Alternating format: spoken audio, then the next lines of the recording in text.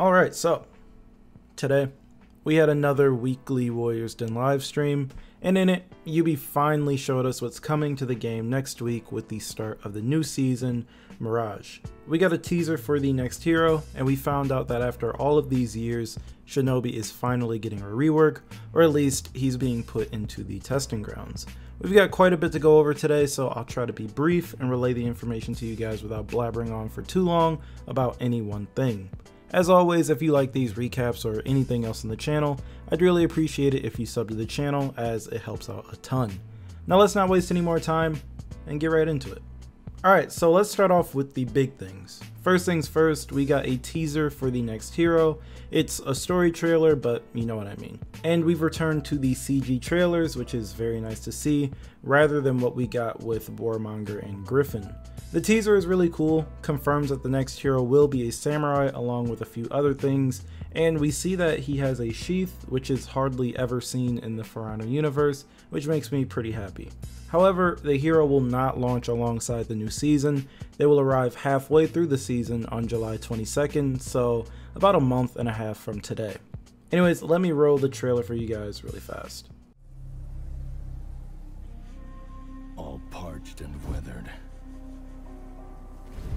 we yearned for the days past. We growled at the scorching sun. Then, shimmers of dust, breathing ashes. They came from nowhere.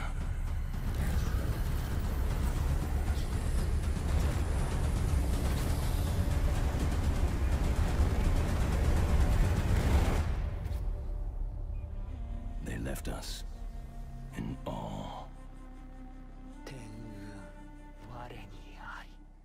Now, Yubi will be dropping hints and whatnot throughout the season as to what's to come.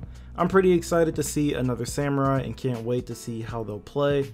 Will they be a run-of-the-mill great character in regards to what we all consider to be a good character, or will Yubi play around with the idea of a Mirage? Will they introduce some sort of new mechanic with this in mind, or maybe play around with traps a little more in the idea of this Mirage or after image, playing around with your indicators? We have no idea yet, but we'll find out soon enough. Next up, testing grounds. The biggest news regarding testing grounds this time around is that on July 1st, there will be another round of characters being worked on. They also plan on making a change to option selects. In the blog post, they mentioned that they'll be testing new technology that'll mitigate the effectiveness of option selects, and I can't wait to see what they've come up with. Now, the three heroes that are receiving work are Raider, Orochi, and Shinobi. After all of these years, we are finally seeing Shinobi see some work.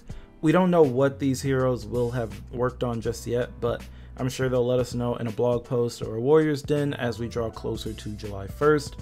But it's still nice knowing that these three are going to get some work.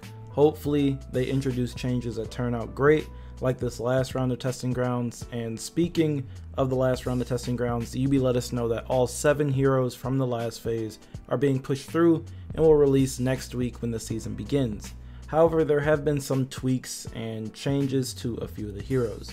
So Zerk got through needing no changes at all. He will play exactly as he did in the test. Gladiator received a few changes, the most noticeable one being a change to his toe stab. So the toe stab would no longer knock down opponents who are out of stamina. In the blog post, they state that the main issue with the toe stab was that it dealt too much damage, with it confirming the heavy on knockdown. It'll still have its ability to chain into follow-ups and whatnot, it just won't knock down the opponent while they're out of stamina to give you the free heavy. I think we sort of expected something to happen with Gladiator after the changes, but I didn't see this one coming. On top of this, Skewer will now give 30 revenge, his forward dodge bash will be faster, his side dodge bash will no longer be delayable, and they've gotten rid of stamina pause on his bashes. Please keep removing stamina pause. Jangjun received one change. They're reducing how much stamina the choke does, but everything else stays. One change on Aramusha as well. He'll have more forward movement on his neutral heavies, chain lights, chain heavies, and heavy finishers. For Janhu, they've slowed his zone back down to 600 milliseconds, and his dodge attacks will still count as light parries when parried rather than heavies, so they never really get to test out the heavy parries on dodge attacks. For Shigoki, They fixed his infinite sprint glitch, and they reduced the recovery on Hug. And lastly, on Hitokiri, they reduced the damage on chain heavies. Any heavy after a kick or a sweep is considered a chain. The stamina pause has been taken away from the kick and the sweep, and the new dodge attack will no longer be delayable.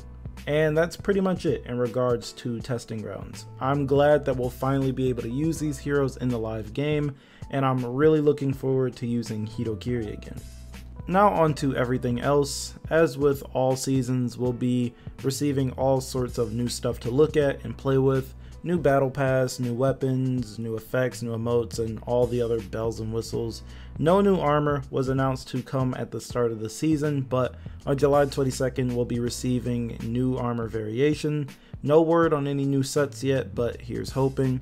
When it comes to customization, my favorite things coming are the 2 new paired emotes. The Cheers one is cool, but we'll finally be getting a paired headbutt emote, which is something we saw back in those CG trailers almost 5 years ago and have talked about since, and it's nice to see that it'll finally be in the game.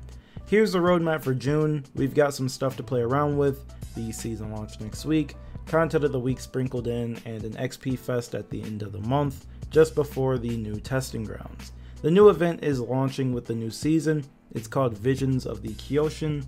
It looks pretty cool. It's another spin on the Dominion game mode. On the A and C points, there will be the special enemies called the Heavenly Ones. They act like the Guardians in Breach, it looks like, and once defeated, they give a buff to the player that delivered the final attack. For a little while, you'll see the map through this different lens and peer through a different realm. It looks really cool. The buff isn't too strong, they say, and it looks like a fun event mode, and it'll go on until July 1st. And as with any event, there's the free event pass that has all the usual unlockables, and then a set of new weapons to grind out for as well. And that is pretty much all of the big stuff. There was some smaller stuff, but we hit the main points. I'm excited to see what's to come. The big things like the testing grounds and the new hero, we still have to wait for, but at least we know exactly when that stuff is coming out, and it's not too far away. I was overjoyed when I saw the teaser, just because I've wanted a new samurai for so long now, and it's always nice to see Shinobi finally being put into the testing grounds. It would have been perfect to see Yorm get thrown in there as well, but I'm really happy with Raider, Orochi, and Shinobi, especially since Raider and Orochi were my very first mains in For Honor. Anyways, that's all I've got for this video. I won't talk any longer. I'll be sure to keep you guys up to date with anything else that comes up. As always, if you like the video, feel free to leave a like and sub if you're new, and I'll talk to you guys in the next video.